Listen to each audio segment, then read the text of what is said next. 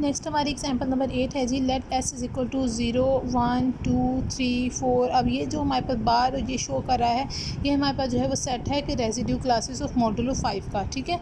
अब एडिशन है इसमें हमारे पास जो है वो, ठीक है। तो हमारे पास जो है इसमें ये होता है कि हम लोग इन दोनों कोई भी दो एलिमेंट लेते हैं, उनको ऐड करते हैं, वो देखते हैं कि वो इसका एलिमेंट आता है या नहीं। जैसे 0 + 1 किया 1 आ गया, ठीक है।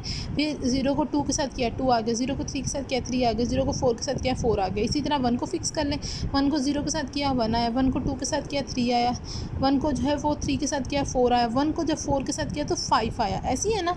तो हमारे पास जो है वो 5 मॉडुलो है अगर, तो आंसर जो है वो, अब 5 तो इसके अंदर नहीं है, 5 से कम आने चाहिए, ऐसी है ना। तो इसका मतलब है कि वो अगर आंसर जो है वो इस सेट का एलिमेंट ना आए, तो उस नंबर को हम इस जितने भी मॉडुलो की ये क्लास होगी, ठीक है, उसको जो है वो हम लोग जो है वो उससे डिवाइड करेंगे। जैसे आंसर जो आया 5, उसको अंदर रखा और ये मॉडुलो वाला जो नंबर था उसको 5 पे डिवाइड किया।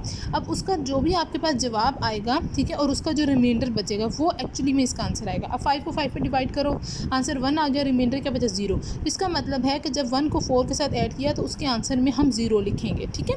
फिर इसी तरह जब हम लोग 2 को फिक्स कर लेते हैं, 2 को 0 के साथ किया 2 आया, 2 को 1 के साथ किया 3 आया, 2 को 2 के साथ किया तो हमारे पास किया तो 4 आया, ठीक है। 2 को 3 के साथ किया तो 5 आया, 5 को फिर से हम जब 5 पे डिवाइड करेंगे तो रिमाइंडर 0 बचेगा, ठीक है, है इसके अंदर, ठीक है। 2 को 4 के साथ किया तो 6 आएगा, 6 को जब हम इसके साथ करेंगे 5 के साथ डिवाइड करेंगे तो 1 रिमाइंडर आएगा, तो इसका आंसर फिर इसका मतलब 1 आएगा। तो इसी तरह से हम बाकी सारे एलिमेंट्स लेते हैं, ठीक है। तो यही चीज़ उन्होंने यहाँ पर लिखी हुई है कि for A b belonging to S. अब इसका हम दो एलिमेंट अगर लेते हैं, उनका ऐड करके हम लोग जो है वो आर जवाब आता है, where are the remainder obtain by the division of the a plus b by 5, ठीक है। तो रिमाइंडर उसका आंसर जो है वो लिखते हैं हम लोग, ठीक है। तो इसका मतलब है कि ये सारे जो है वो हमारे पास क्या है, सारे के सारे को हमने चेक कर लेना है। इसी तरह हमने 3 को फिक्स करके चेक कर लेना है, 4 को फिक्स करके चेक कर लेना है, सारों के सारे इसके अंदर आ जाएंगे।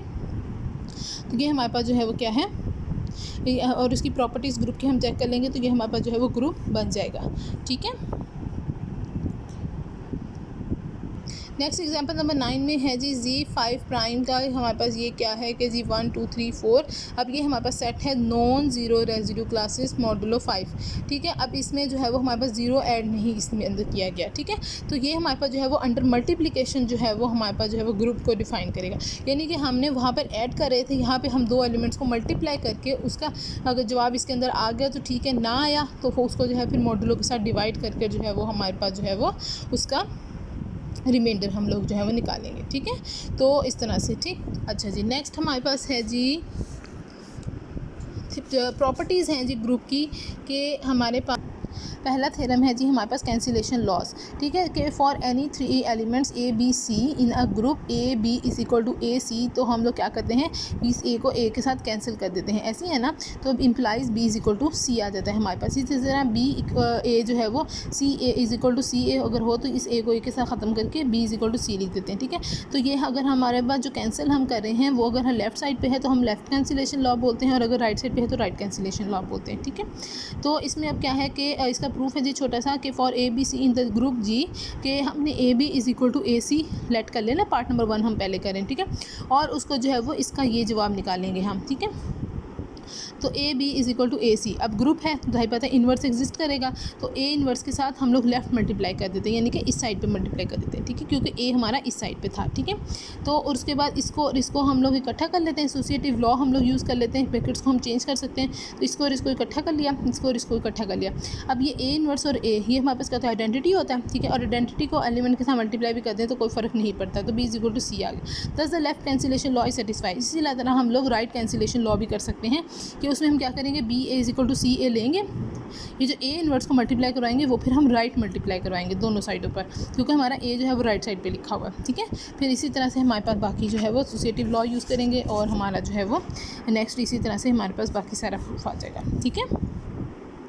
नेक्स्ट है जी हमारे पास सेकंड थ्योरम है जी, solution of the linear equations for any two elements A B in the group G, the equation A X is equal to B अगर होता है and X A is equal to B, तो हम कहते हैं कि उसका एक यूनिक सोल्यूशन निकलता है, ठीक है। और उसके सोल्यूशन को हम कैसे, अगर ये चीज़ हम लेते हैं तो हम उसका सोल्यूशन कैसे लेते हैं, एक्स इज इक्वल टू, हम लोग इसको उठा के दूसरी तरफ ले जाते हैं तो वो ए इनवर्स बन जाता है, तो ए इनवर्स बी, ठीक। तो वो हमने जो है वो, और हम कहते हैं कि वो हमारा एक यूनिक सोल्यूशन होता है। तो हम लोगों ने ये देखना है, सबसे पहले हम इसका सोल्यूशन निकालेंगे, उसके बाद हम उसको यूनिक प्रूफ कर देंगे। अच्छा जी, फॉर ए, इसका प्रूफ है जी, for A B in the G A X is equal to B, ठीक है। अब ए इनवर्स के साथ लेफ्ट मल्टीप्लाई कर देंगे, वो एसोसिएटिव लॉ ब्रैकेट को इस तरह इकट्ठा कर लेंगे हम लोग, ठीक है। अब ए इनवर्स और ए जो है आइडेंटिटी आ जाएगा, ठीक है। तो x is equal to e x is equal to a inverse b, इसी तरह से आ जाएगी, एज इट इज चलता जाएगा, ठीक है। आइडेंटिटी को इसके साथ मल्टीप्लाई करवा देंगे, कोई फर्क नहीं पड़ेगा, x is equal to this. अब ये इसका जो है वो सोल्यूशन है। To see that the solution is unique, हम सपोज कर लेते हैं कि दो हमारे पास जो है फॉर x1 और x2 इन द जी, ठीक है। इस तरह से कि ax1 भी इज इक्वल टू बी है और ax2 भी इज इक्वल टू बी है, तो इसका मतलब है ax1 is equal to ax2, ठीक है। तो बाय कैंसिलेशन लॉ हम लोग जो है वो ये वाला प्रोसीजर कर सकते हैं कि ए इनवर्स के साथ लेफ्ट मल्टीप्लाई करवा दें, वहाँ से जो है फिर ए इनवर्स और ए को इकट्ठा कर ले, आइडेंटिटी आ जाएगा और उसको जो है वो हमारे पास ख़त्म हो जाएगा, तो हमारे पास x1 is equal to x2 आ जाएगा, hence the solution is unique, ठीक है। इसी तरह से जो है वो हम x A is equal to b के लिए भी कर सकते हैं कि इसमें बस फ़र्क ये पड़ेगा कि इसमें हमने सारा जो है वो लेफ़्ट काम किया, ये सारा लेफ़्ट काम किया, उसमें जो है वो सारा क्या आएगा, राइट आ जाएगा, यानी कि इनवर्स के साथ राइट मल्टीप्लाई करेंगे, ठीक है। नेक्स्ट हमारा जी थ्योरम है कि for A B in a group G a b का होल इनवर्स जो है वो, ये प्रॉपर्टी हम यूज़ करते हैं ना कि ए बी का होल इनवर्स जो है बराबर क्या आता है, बी इनवर्स ए इनवर्स की, तो वो किस तरह से आता है, ठीक है। दिस फॉलोज फ्रॉम, अच्छा जी, अब ए बी को और बी इनवर्स ए इनवर्स को मल्टीप्लाई करवा देते हैं, ठीक है। यानी कि ये जो ब्रैकेट के अंदर जो एलिमेंट है ये और ये, इन दोनों को मल्टीप्लाई करवा देते हैं, अगर तो वो दोनों आइडेंटिटी आ गई, इसका मतलब है कि ये एक दूसरे का इन्वर्स है, ऐसी है ना। अच्छा जी, अब हमारे पास जो है वो क्या आएगा कि इस तरह से हमने लिखा, उसके बाद हमने बाय एसोसिएटिव लॉ हमने इसको और इसको इकट्ठा कर लेना है, बी इनवर्स आइडेंटिटी बन जाएगा, आइडेंटिटी के साथ मल्टीप्लाई करवाए कोई फ़र्क नहीं पड़ा, ये आ गया, ए इनवर्स जो है वो आइडेंटिटी बन जाएगा, ठीक है। Also for the A1 A2 सोन ए के जितने भी हमारे पास जो हों, ये सारे के सारे इसी तरह से हमारे पास जो है वो आ जाते हैं, ठीक है। तो ये हमारे पास इतना सही बस प्रूफ था इसका। अब वो कहता है कि हमारे पास जो है वो अगर ये बहुत ज़्यादा भी हों एलिमेंट्स के, दो से ज़्यादा भी हों, तो तब भी हम लोग इस तरह से लिख सकते हैं, या आखिरी वाले को पहले लिखते हैं इनवर्स, फिर उसके पीछे वाले का, फिर उसके पीछे वाले का, फिर उसके पीछे वाले का, और एंड में A1 का, यानी कि पहले वाले का, ठीक है। तो इस तरह से नेक्स्ट है जी हमारे पास थ्योरम है कि for any element a of the group G the following exponentiation rules जो है वो होल्ड करते हैं। अच्छा जी, ए की पावर m जो है इसका मतलब है कि कितने हैं, m फैक्टर्स हैं, ए को m टाइम्स लिख दिया, ए इन्वर्स का m है तो ये -1 जो है वो इधर चला जाता है, ठीक है। फिर उसके बाद a और a n, तो ये दोनों क्या हो जाती है, पावर्स ऐड हो जाती हैं। उसके बाद a की पावर m की पावर n है, तो ये दोनों आपस में इस तरह से इकट्ठा करके लिख सकते हैं, ठीक है। तो अच्छा जी, ये एक्सरसाइजेस के अंदर जो है वो इसके प्रूफ जो है वो हमें दिए गए होंगे, हम लोग उसमें करेंगे, ठीक है। नेक्स्ट जो है वो डेफिनेशन है जी का the number of the elements. अच्छा जी, अब हमारे पास जितने भी ग्रुप के अंदर नंबर ऑफ़ एलिमेंट्स होते हैं, जितने भी एलिमेंट्स हों, चाहे 2 हो, 4 हो, 6 हों, वो उसको ऑर्डर कहलाते हैं, और उसको जो है वो हम इस तरह से शो करते हैं जी बार, ठीक है, मॉड, ठीक है। अच्छा जी, जी मॉड, ठीक। अब group is said to be a finite if the G consist of the finite number of elements, otherwise जो है वो ग्रुप क्या होता है, इनफाइनाइट ग्रुप कहलाता है, ठीक है। जैसे एग्जाम्पल नंबर 3, 4 और 6 में वो कहता है कि ये हमारे पास क्या थे, फाइनाइट ग्रुप से। एग्जाम्पल नंबर 3, 4 और 6 का हम लोग दोबारा देख लेते हैं। हमारे पास जो है वो एक ये 6 है, इसके अंदर फाइनाइट है, 2, 3, 4, 5, 6, 7, 8 हैं इसके अंदर, ठीक है। और कौन सी थी, ये वाली, इसमें 2 एलिमेंट्स थे, ठीक है। इसी तरह से बाकी हम लोग देख लेंगे। और कौन सी कही थी भाई उसने, 4 कही थी। इसके अंदर 3 एलिमेंट्स हैं, इसके अंदर 4 एलिमेंट्स हैं। अच्छा जी, नेक्स्ट जो है वो अब इनफाइनाइट के लिए उसने कौन कौन सा बोला है, 2, 5 और 7, ठीक है। जैसे हमारे पास ये 7 है जी,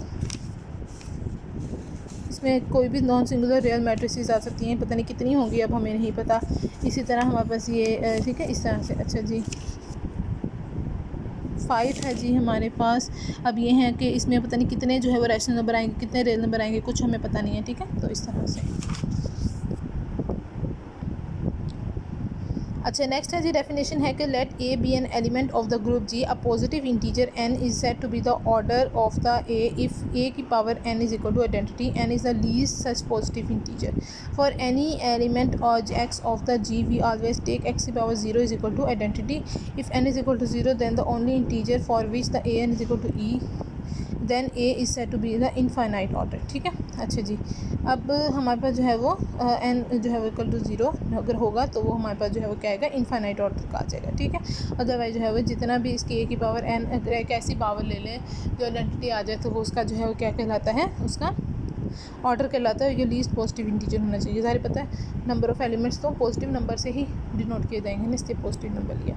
अच्छा जी नेक्स्ट है जी the number of the order of an element A belonging to G will be denoted by A mod. ठीक है, अच्छा जी उसके बाद थ्योरम है जी let G be the any group the A belonging to G have an order N then for any integer के ए की power K is equal to E if and only if K is equal to Q N where q is than integer. ठीक है, अच्छा जी अब इसका हम proof देख लेते हैं कि suppose that n is the order of the a and for some integer के ए की power K is equal to ई के होल्ड करता है। ठीक है, by the division algorithm there are the integers q and r such that ये वो के जो है वो किसके बराबर आ जाएगा, एन क्यू प्लस आर। अब आपको पता है आर रिमाइंडर होता है।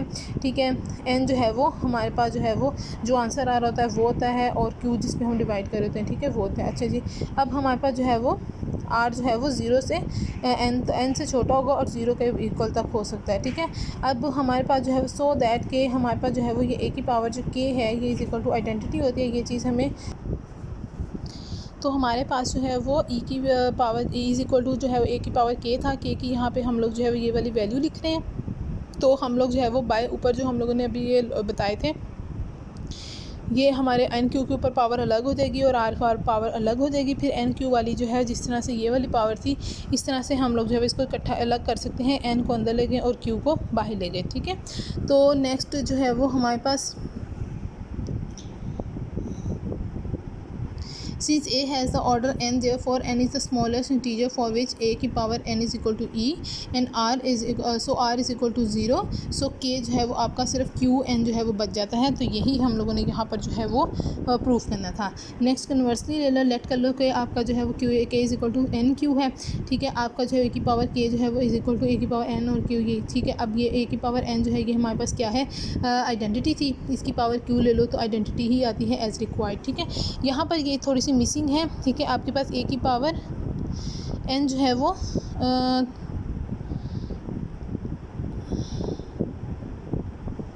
नहीं ठीक है, ओके सही है। ठीक है, तो ये आपका जो है वो आइडेंटिटी आ जाता है यहाँ पे तो एज रिक्वायर्ड। ठीक है, तो वही हमने यहाँ पे प्रूफ करना था। नेक्स्ट हमारे पास जो है वो show that the set s is equal to 1 3 5 7 ये ग्रुप है अंडर मल्टीप्लिकेशन मॉडुलो 8 का।